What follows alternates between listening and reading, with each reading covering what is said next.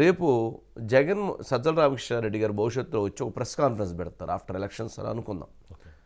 జగన్మోహన్ రెడ్డి గారి ఓటమికి చంద్రబాబు గారి సలహాలే కారణం, జగన్మోహన్ రెడ్డి గారి ఓటమికి చంద్రబాబు నాయుడు గారి సలహాలే కారణం అని సజ్జల రామకృష్ణారెడ్డి గారు మాట్లాడినా కూడా ఆశ్చర్యం లేదు. ఇప్పుడు ఇలా మాట్లాడినప్పుడు అప్పుడు అలా మాట్లాడటంలో కూడా ఆశ్చర్యం లేదు. మరి కాంగ్రెస్ పార్టీ రాజశేఖర రెడ్డి గారి హత్యతో వారికి సంబంధాలు ఉన్నాయని అనుమానాలు ఉన్నప్పుడు మరి షర్మిల చేరింది కాబట్టి షర్మిలకు కూడా షర్మిలకు కూడా రాజశేఖర రెడ్డి గారి హత్యతో సంబంధ పాత్రలు ఉన్నాయనేటువంటి అనుమానాలు ఉన్నాయా సజ్జల రామకృష్ణారెడ్డి గారికి? అది కూడా చెప్పాలి. సరే, ఇది ఒక సిరీస్ తీసుకుంటే నారాసుర రక్త చరిత్ర. వైఎస్ వివేకానందరెడ్డి గారిని చంపింది ఎవరు? చంద్రబాబు నాయుడు గారి పాత్ర ఉందంటున్నారు కదా. కోడికత్తి కేసు, వాడెవడో కోడికత్తి సీనని వచ్చి కోస్తే దాని మీద చంద్రబాబు నాయుడు గారు కోడికత్తి చేపించారన్నారు. తర్వాత ఇప్పుడు షర్మిల కాంగ్రెస్లో చేరితే చంద్రబాబు నాయుడు గారి పాత్ర అంటున్నారు. జగన్మోహన్ రెడ్డి గారి కేసులను జైలు వేస్తే చంద్రబాబు నాయుడు గారి పాత్ర అంటున్నారు. ఓకే, ఇలా చెప్తా పోతే చాలా అంశాలు. సునీత దూరంగా అవడానికి చంద్రబాబు నాయుడు గారి పాత్ర అంటున్నారు. బీజేపీ రాష్ట్రానికి సహకారం అందించకపోవటానికి చంద్రబాబు నాయుడు గారు అక్కడ ఉండటం వల్లనే చేయనీయట్లేదు అంటున్నారు. జ్యుడిషియరీలో న్యాయం జరగట్లేదు, చంద్రబాబు నాయుడు గారు అక్కడ ఒత్తిడి చేస్తున్నారు అంటారు. అసలు ఒకటి కాదు, రెండు కాదు, 100 అబద్ధాలని అసలు సంబంధం ఉన్నా సంబంధం లేకపోయినా వాటి మీద రుద్దేస్తారు చంద్రబాబు గారు. నేనేమంటానంటే ఉన్నది ఒకటి చెప్పితే జనం నమ్ముతారు, ఇంకొకటి సరే ఉన్నది లేనిది కలిపి ఇంకోటి చేస్తే 2 నమ్ముతారు. మీరు తుమ్మిన దానికి, మీరు దగ్గిన దానికి, ప్రతిదానికి చంద్రబాబు నాయుడు గారే పాత్ర అంటే ఎలా? షర్మిల గారు మీరు ఎంపీ సీట్ ఇవ్వకపోవడంతో, కడప ఎంపీ సీటు సొంత బాబాయిని చంపారని, ఆమె తర్వాత రాజ్యసభ సీట్ ఇస్తారని ఏదీ కాకపోతే చివరికి పార్టీ పెట్టుకొని ఇక్కడ పార్టీ నడపలేక ఇబ్బంది పడి తాను చివరికి పోయి వెళ్ళి కాంగ్రెస్ పార్టీలో చేరింది భవిష్యత్ రాజకీయం కోసం. ఎవరు చేశారు? అది వారు చేశారు. వైఎస్ వివేకానంద రెడ్డి గారిని ఎవరు చంపారు? వైఎస్ అవినాష్ రెడ్డి లేదా సమ్ ఎక్స్ వైఈ జెడ్, దీని వెనక చాలామంది ఉన్నారనేది ఉంది. కడప ఎంపీ సీట్ కోసం చంపారంటున్నారు. మరి దానికి నారాసుర రక్త చరిత్ర చంద్రబాబు నాయుడు గారు రైతులు పోయి చంద్రబాబు నాయుడు గారు, లోకేష్, బీటెక్ రవి, ఆదినారాయణ వీళ్ళందరూ పోయి నరికి వచ్చారంటే ఎట్లా? ఈ ప్రతిదీ కూడా ప్రజల్ని కన్ఫ్యూజ్ చేయటం, ప్రజల్ని డైవర్ట్ చేయటం, ప్రజల మీద ఒక రకమైనటువంటి ఒక విషయాన్ని వదులుతూ ఉండటం అనేటువంటిది సరైంది కాదు. ఓకే, చంద్రబాబు నాయుడు గారి పాత్ర షర్మిల కాంగ్రెస్లో చేరటానికి ఉన్నది అని అంటే సరే, దాన్ని వాళ్ళు రాజకీయంగా విమర్శించడంలో తప్పులేదు. కాంగ్రెస్ పార్టీ వైఎస్ రాజశేఖర రెడ్డి గారిని చంపిందని అనుమానాలు ఉన్నాయన్నారు చూసారా, అది చాలా ఆశ్చర్యకరమైనటువంటి అంశం. దాని మీద వారు ఏం చెప్తారు చూడ, ఒకసారి బయట ఉన్నట్టుంది, ప్లే చేయండి. సజ్జల గారు బయట ఉన్నాయి. అసలు కాంగ్రెస్ పార్టీ లాస్ట్ ఎలక్షన్స్లో ఎన్ని వచ్చినాయి? నాకు తెలిసి అయితే 100 కంటే తక్కువ వచ్చాయి ఓటు స్టేట్.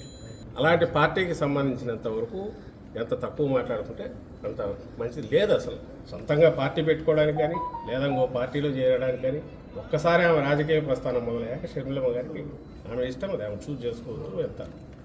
ఒకసారి వచ్చిన తర్వాత ఇక్కడికి వచ్చాక కాంగ్రెస్ పార్టీ నాయకులుగానే ఉంటారు, నాయకురాలుగా ఉంటారు. ఆమెకి ఇక్కడికి వస్తున్నట్టు కూడా ఇంతవరకు అనౌన్స్ చేయలేదు. ఏపీ నుంచి అండమాన్ దాకా ఎక్కడైనా పనిచేస్తారన్నారు, తెలియదు. ఒకవేళ వస్తే కాంగ్రెస్ పార్టీ నాయకురాలుగా వస్తారు. ఈరోజు అసలు కాంగ్రెస్ పార్టీ లేదు. మీరు దాని గురించి మమ్మల్ని అడగడం, దానికి మేము సమాధానం ఇస్తాం, ఏమి ఇవ్వగలం? అసలు ఇంకో బయట ఉంటుంది. అయితే తెలంగాణలో పార్టీ పెట్టారు, ఆ రోజే ఆమె రాజకీయ ప్రస్థానం ఒక దిశలో మొదలుపెట్టారు. ఆ తర్వాత ఏదైనా తెలంగాణ నుంచి తర్వాత కాంగ్రెస్లోకి రావాలనుకున్నారు. దాని వెనక ఎవరున్నారని కూడా ప్రజలకు, దేశానికి అందరికీ తెలుసు, ఈరోజుకు తెలుసు. చంద్రబాబు నాయుడు అనే వ్యక్తి అన్ని రకాలుగా ఒకవైపు కాంగ్రెస్ను మేనేజ్ చేస్తూ, ఇంకోవైపు బీజేపీలో తన మనుషుల ద్వారా మేనేజ్ చేస్తూ, పవన్ కళ్యాణ్ను, జనసేనను మేనేజ్ చేస్తూ ఎట్లా ఒట్లా అర్జెంటుగా ఆయన దించాలి. ఎందుకంటే వేరే రకంగా ఎదుర్కోలేడు కాబట్టి.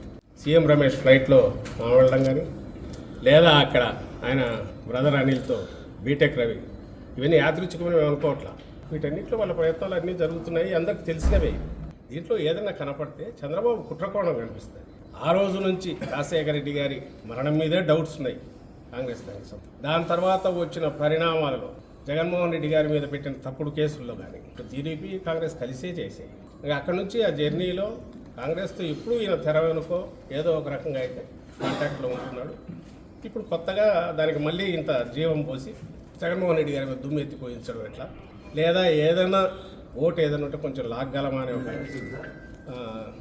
దింపుడు కళ్ళ ఆశతో ఈరోజు ఈ ప్రయత్నాలు. మొత్తానికి చివరికి చంద్రబాబు నాయుడు కుట్ర ఉంది అనేది చెప్పడం జరిగింది.